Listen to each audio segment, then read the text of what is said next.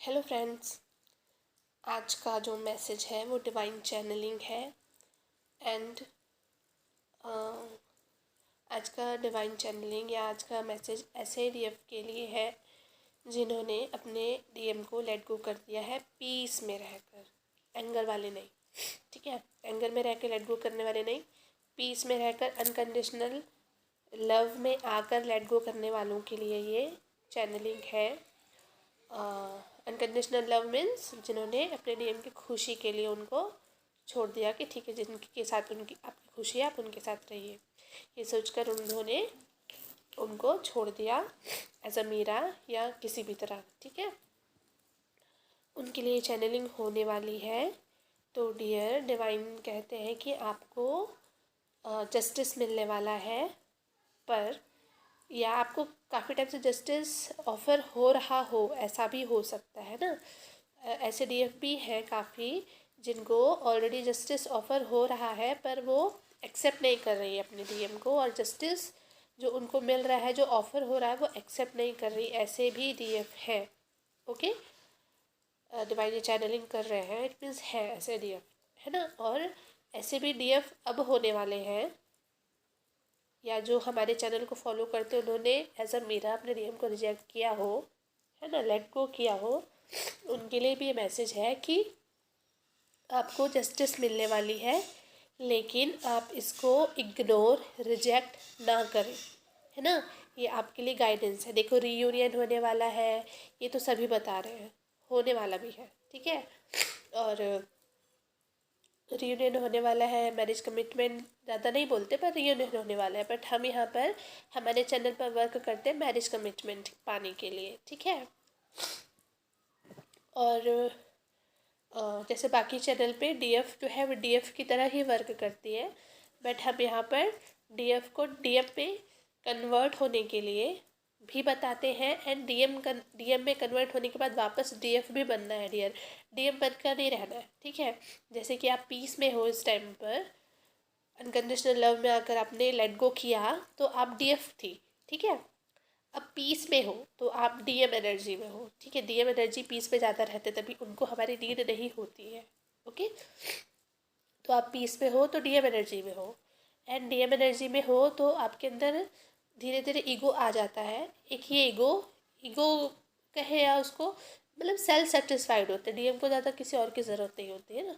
तो आप अपने में इतने सेटिस्फाइड हो गए हो कि आपको लग रहा है कि किसी कोई और हमें नहीं चाहिए। ठीक है, और आपका धीरे धीरे हार्ट चक्र भी ब्लॉक हो रहा है, इसलिए भी आपको ये लगता है कि आपको अब कोई और नहीं चाहिए, या आपको आपके डीएम नहीं चाहिए, या आपको उनको एक्सेप्ट नहीं करना है। अब अपनी अपनी कंडीशन के हिसाब से होता है ना, कि जो चीट किया है जिन्होंने तो वो एक्सेप्ट नहीं करना चाहते। ठीक है, तो डिवाइन का ये आपके लिए बहुत ही स्ट्रिक्टली ऑर्डर है, ऑर्डर ही समझ लीजिए कि आपको आपके डीएम को रिजेक्ट नहीं करना है। एंड फर्स्ट में ही आपको कमिटमेंट मिल जाए, ये भी आप उनको वो मत करिएगा, बट स्टेबिलिटी ऑफर ज़रूर हो सकती है। स्टेबिलिटी एंड बैलेंस रिलेशनशिप, इस पर फोकस ज़रूर करिएगा, है ना।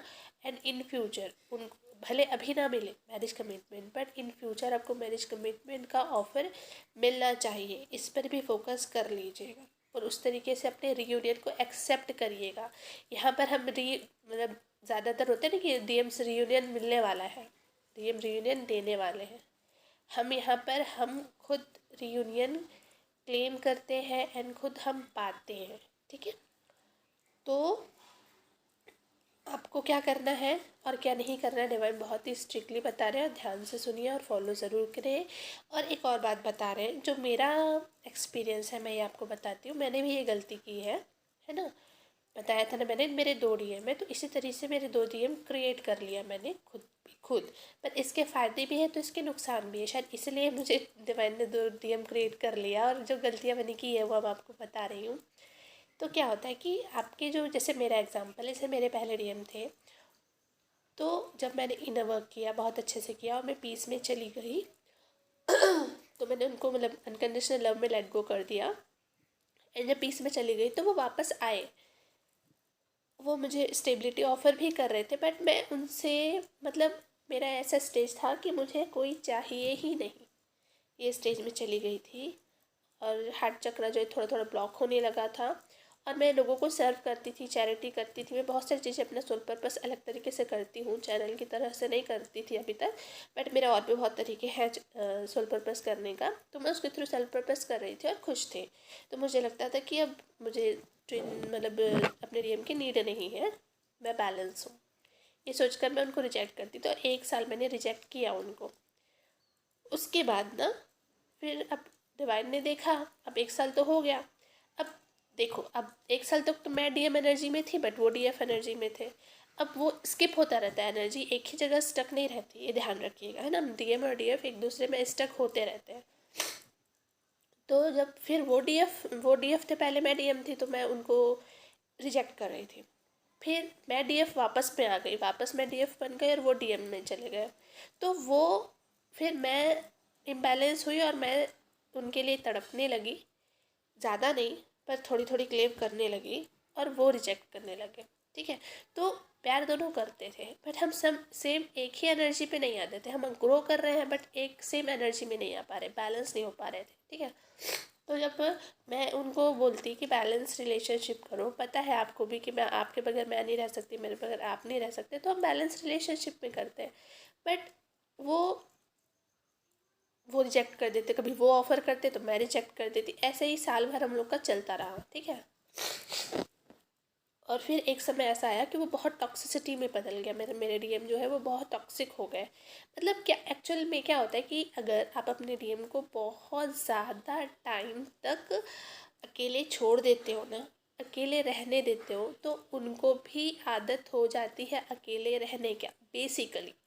जैसे आप पीस में आ चुके हो ना एंड आपको लगता है कि आपको आपके डीएम की ज़रूरत नहीं है, तो ऐसे ही अगर आप बहुत टाइम तक अपने डीएम को छोड़ दोगे या उनको रिजेक्ट करोगे, तो उनको भी आदत हो जाएगी आपके बगैर रहने का एंड वो भी पीस में चले जाएंगे। एंड जब वो पीस में चले जाएंगे तो वो भी ईगो आएंगे, ईगो करने लगेंगे, वो भी सोल पर्पस कहीं ना कहीं करने लग जाते हैं। ठीक है, जैसे मेरे डीएम करते हैं सोल पर्पस, मेरे दोनों डीएम करते हैं सोल पर्पस, तो वो भी ना सोल पर्पस तो करने लग जाएंगे, लेकिन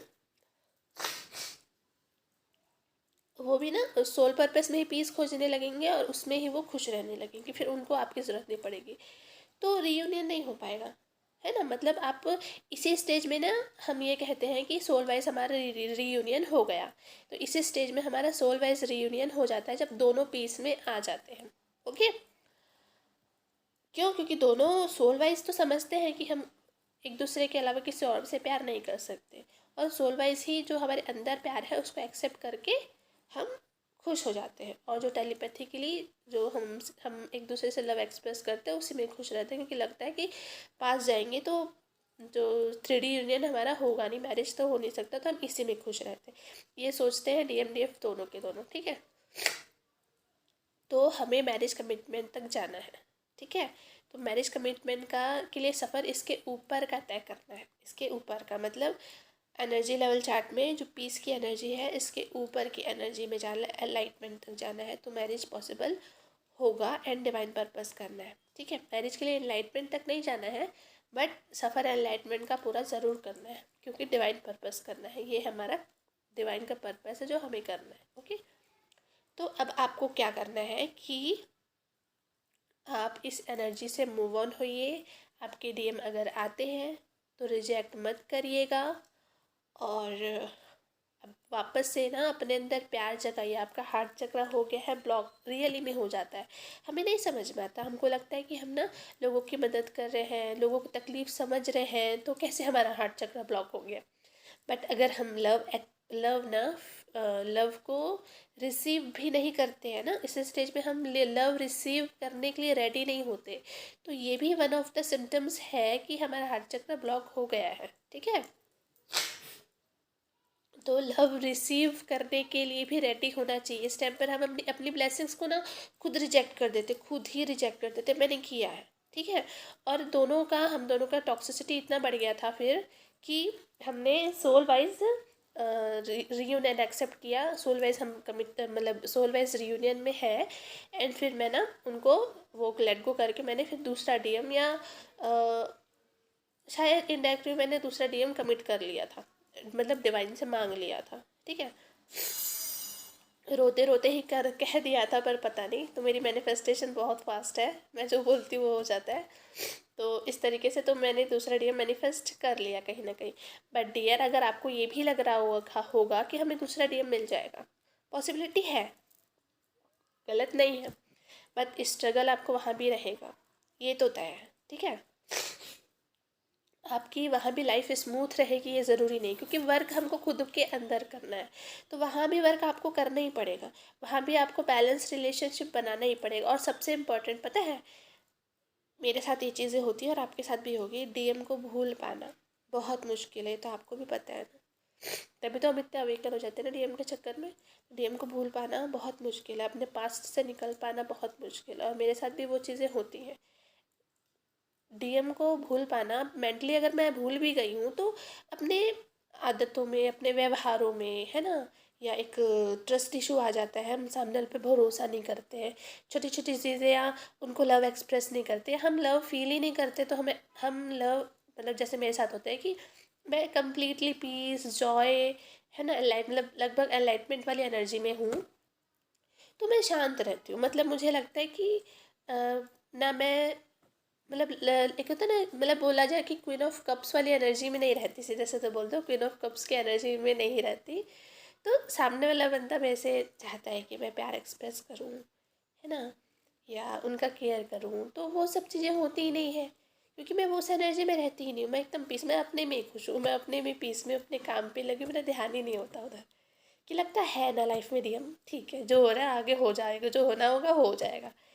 तो इस टाइम पे क्या होता है कि डीएम रिजेक्टेड फील करते हैं, तो जो न्यू डीएम है या न्यू डीएम आएंगे उनके साथ भी प्रॉब्लम्स क्रिएट होंगे, वर्क हमें खुद पे करना पड़ेगा। इसलिए ना आपको हर चक्र ओपन करके, हर चक्र हील करके, क्वीन ऑफ कप्स, क्योंकि हमारी रियलिटी है क्वीन ऑफ कप्स, जो हम पहले थे, ठीक है।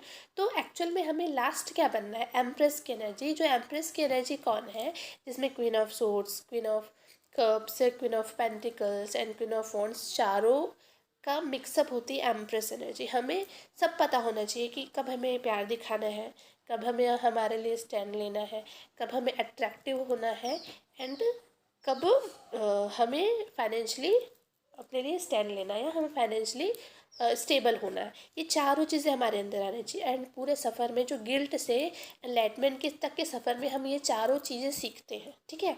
तो आखिरी आखिरी लास्ट वाले स्टेज में ना, ये पीस के बाद, पीस वाले से एनलाइटमेंट वाले स्टेज में जितने हाई वाइब्रेशन डीएफ है उनके लिए ये मैसेज है कि इस टाइम पर हम लव को रिजेक्ट करते हैं एंड अपने पर्पस में ही खुश रहते हैं, ठीक है, अपने डीएम को रिजेक्ट करते हैं। तो देखो, अब पुराना डीएम है उसको भी रिजेक्ट करोगे तो आपको जो नया डीएम आएगा, या कोई नया सोल पर्पस आएगा, सॉरी सोलमेट आएगा, या कोई नया बंदा भी आएगा, क्योंकि नॉर्मल लोग तो आपके लाइफ में आएंगे नहीं, ये तो तय है।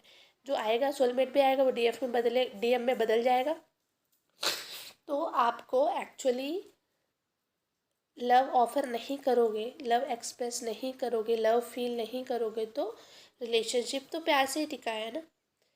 और प्यार नहीं फील करोगे, प्यार लेने के लिए रिसीविंग मोड में नहीं रहोगे, तो सामने वाले के साथ भी आपका जमेगा नहीं, क्योंकि उसको तो प्यार चाहिए था, वो एनलाइटेड नहीं है, उसको पता है, उसको ये चीज़ें नहीं पता है ना, पीस में रहना, एनलाइटेड होने के बाद कैसा होता है उसको नहीं पता। उसको तो चाहिए वो जो वो चाहता है ना। और तब भी वो खुश नहीं रहेगा, और वो खुश नहीं रहेगा तो आप कैसे खुश रहोगे, ठीक है। इसलिए अगर आप वर्क, जो अभी का डीएम है आपका, क्योंकि ज़्यादातर सबके एक ही डीएम है, मेरे ये 2 डीएम, तो जो मैंने गलती की है वो मत करो, जो डीएम है आपके पास उसी पे वर्क करो, उसका ऑफ़र रिजेक्ट मत करो। और अगर आपको आपको डिवाइन बोलते हैं जाकर उनसे बात करो, तो कर सकते हो थोड़ा बहुत, पर आप उसको ऑफ़र मत करना। पर अगर आप बात करते हो तो शायद हो सकता है उधर से ऑफ़र आए, और नहीं करते हो तो उधर से भी ऑफ़र आ सकता है, बट रिजेक्ट मत करना, ठीक है। चलो, ओम नमः शक्ति शिवा ओम साई।